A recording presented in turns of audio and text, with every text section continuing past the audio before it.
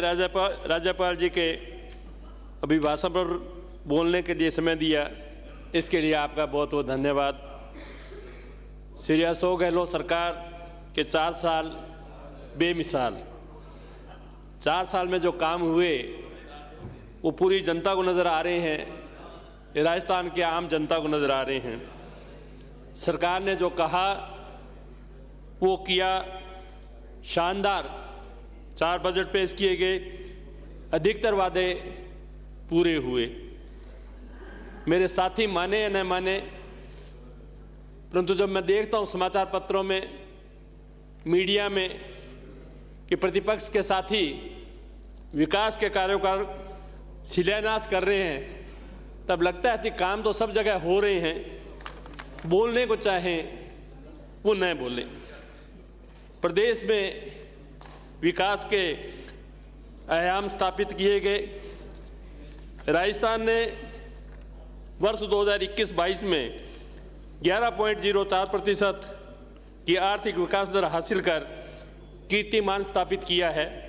देश में GDP growth rate में दूसरा स्थान हासिल किया है। इसके लिए मैं राजस्थान के लोकप्रिय मुख्यमंत्री माननीय अशोक जी गहलोत को और उनके मंत्रिमंडल के सदस्यों को बधाई देना चाहूँगा। प्रदेश में इतने विकास होने के बावजूद प्रतिपक्ष के साथी विकास को नज़रअंदाज कर रहे हैं। पर कैसे जब अपनी पब्लिक में ये जाएंगे, अपने इलाके में जाएंगे, तो आज यहाँ बोल रहे हैं कि वहाँ काम नहीं हुए, पूरे प्रदेश में कुछ भी नहीं हुआ, तो अवश्य इनके वोटर पूछेंगे कि आप तो कह रहे थे काम हुए नहीं, तो इसमें नाकामी किसकी है।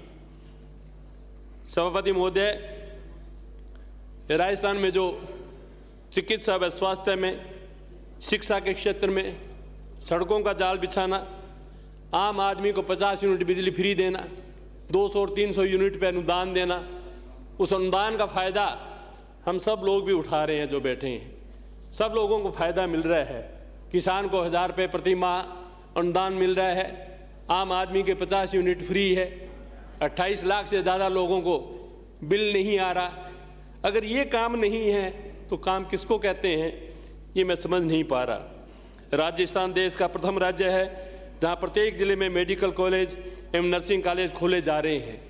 आज 4 मेडिकल कॉलेज राजस्थान में शुरू हुए। मुझे भी सौभाग्य है कि गंगानगर में भी मेडिकल कॉलेज शुरू हुआ। चारों मेडिकल कॉलेज 2021 में बनने शुरू हुए थे और 2022 में प्रत्येक मेडिकल कॉलेज 100 सीटों के साथ शुरू हो गया।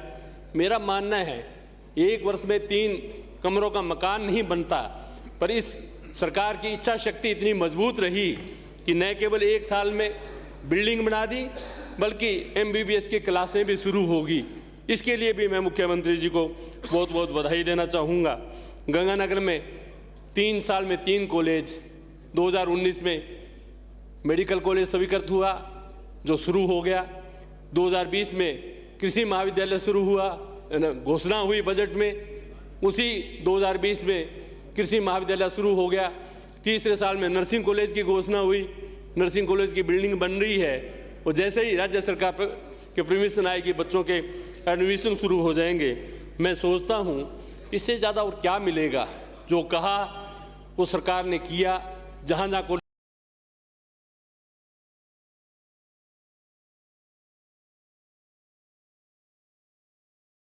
कॉलेज की घोषणा हुई वहाँ कॉलेज शुरू हुए, नर्सिंग कॉलेज हर जिले में शुरू हुए। लव कुश वाटिका की घोषणा की, लव कुश वाटिका शुरू होगी। किसानों को अनुदान की बात आई, अनुदान मिला। किसानों को ऋण माफ की बात आई, ऋण माफ हुआ। मेरे को साथी कह रहे थे कि 1.5 लाख से नीचे ऋण माफ हुए हैं। बहुत लोग ऐसे हैं मेरे ज़िले में हैं जिनके 1.5 से 2 लाख रुपए से भी ज़्यादा ऋण माफ हुआ है। तो कहने का तात्पर्य ये है कि जो मुख्यमंत्री जी ने कहा वो किया।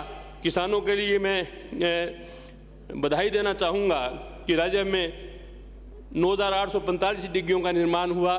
पर मैं सरकार से निवेदन करना चाहूँगा, गंगानगर कृषि प्रधान जिला है, डिग्गियों की ज़्यादा आवश्यकता है।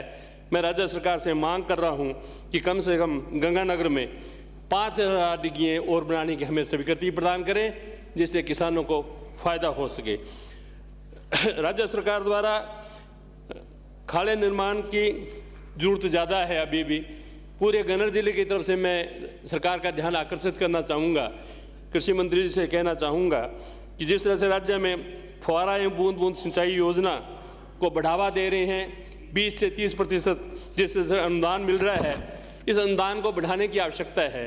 आज हम चारों तरफ राजस्थान में जाएंगे, मैं अक्सर जिस रास्ते से आता हूँ, सीकर, रतनगढ़, सरदार शहर में देखता हूँ जहाँ टीले हैं, वहाँ बूंद बूंद सिंचाई से, फौरन सिंचाई से बड़ी हरियाली है पूरे दोनों तरफ। आप भी और भी मेरे साथी उस रास्ते से आते हैं कि पूरे सरसों नज़र आ रही है, तारा मीरा नज़र आ रहा है। अगर हम इसमें और अनुदान देंगे तो निश्चित रूप से किसान को फायदा होगा और राजस्थान प्रदेश को भी फायदा होगा। गौशालाओं के लिए भरण पोषण के लिए राज्य सरकार ने 6 माह से बढ़ाकर 9 माह का भरण पोषण का जो काम किया है, इसके लिए भी मैं मुख्यमंत्री जी को बधाई देना चाहूँगा। पशु के लिए, बड़े पशु के लिए 40 रुपये, छोटे पशु के लिए 20 रुपये, निश्चित रूप से अच्छा कदम है। परंतु सभापति महोदय, मैं सरकार से निवेदन करना चाहूँगा, सरकार का ध्यान आकर्षित करना चाहूँगा कि सड़कों पे जो पशु घूम रहे हैं, बेजुबान के पशु जो सड़कों पे घूम रहे हैं, उन पशुओं के लिए हमें ज़रूर सोचना चाहिए।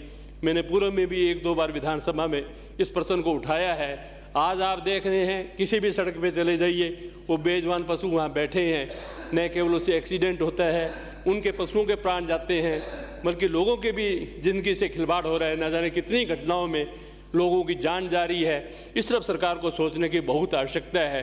सरकार को ऐसा निर्णय करना चाहिए कि ज़्यादा से ज़्यादा नंदीशाला खुले, ज़्यादा से ज़्यादा गौशाला खुले, और जिससे लोगों की जान और माल की रक्षा हो सके, और उन गौओं को और नंदी को भी हम उनमें से ही उनकी सेवा कर सके। जिस गौ को जब हम माता कहते हैं तो उसके लिए भी जन कल्याणकारी योजना में उसको शामिल किया जाए और ज़्यादा से ज़्यादा लोगों को इससे राहत मिले। सभापति महोदय, जैसे अभी भाषण में कोटा को कैटल फ्री बनाने की बात की गई है, मैं सरकार से निवेदन करूंगा कि न केवल कोटा बल्कि जितने भी हमारे शहर हैं राजस्थान में, उनको सबको कैटल फ्री बनावे, तो ये भी एक बहुत अच्छा 2 मिनट में कदम समाप्त रहेगा। सभापति महोदय, मैं निवेदन करना चाहूँगा कि राजस्थान सरकार ने सामाजिक सुरक्षा के तहत पेंशन के लिए 1 करोड़ लोगों को पेंशन दे रही है।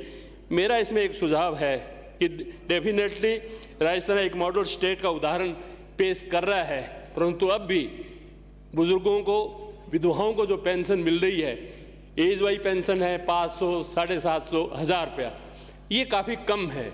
आज इस महंगाई में इतने रुपए में पालन पोषण होना बड़ा मुश्किल है। बुजुर्ग कहाँ जाएगा? बुजुर्ग को बच्चे संभालते नहीं हैं। केवल उनको अगर आस है तो आपकी तरफ है, सरकार से आस है। मैं निवेदन करूंगा मुख्यमंत्री जी से कि कई प्रदेशों में इस तरह का है कि अच्छी खासी रकम बुजुर्गों को पेंशन के रूप में दी जाती है, विधवाओं को पेंशन के रूप में दी जाती है, तो इसके लिए भी राज्य सरकार कदम उठावे। राज्य सरकार ने ओल्ड पेंशन स्कीम लागू की, बहुत अच्छी स्कीम है, राजस्थान में लागू है। भारतीय जनता पार्टी के प्रवक्ता का मैंने एक देखा था टीवी पे, तो उन्होंने कहा ये रेवड़ियाँ बांट रहे हैं। ये रेवड़ियाँ नहीं बांट रहे, हम लोगों की सेवा कर रहे हैं। जो आदमी सेवा करता है, सरकारी कर्मचारी है, उसका भविष्य कैसे उज्जवल बने, उसकी सुरक्षा कैसे हो, ये राजस्थान सरकार ने किए है। उसके लिए मैं मुख्यमंत्री जी और सरकार को बधाई देना चाहूँगा। सर, मैं कहना चाहूँगा मंत्री महोदय से, राज्य सरकार शुद्ध जल उपलब्ध करवाने के लिए वचनबद्ध है, परंतु अभी भी गंगानगर में पंजाब से जो नहरें आ रही हैं उनमें गंदा पानी, जहरीला पानी आ रहा है। उसके लिए पूर्व में भी कोशिश की गई। सरकार को चाहिए कि पंजाब सरकार से बात कर राजस्थान की नहरों में जो जहरीला पानी पंजाब से आ रहा है, सीवर का पानी आ रहा है, कीटनाशक दवाओं का पानी आ रहा है, उस पानी को बंद कराएं और लोगों के जीवन को बचावें, शुद्ध जल मिले। आपने मुझे बोलने का समय दिया, बहुत बहुत धन्यवाद। धन्यवाद। जय हिंद।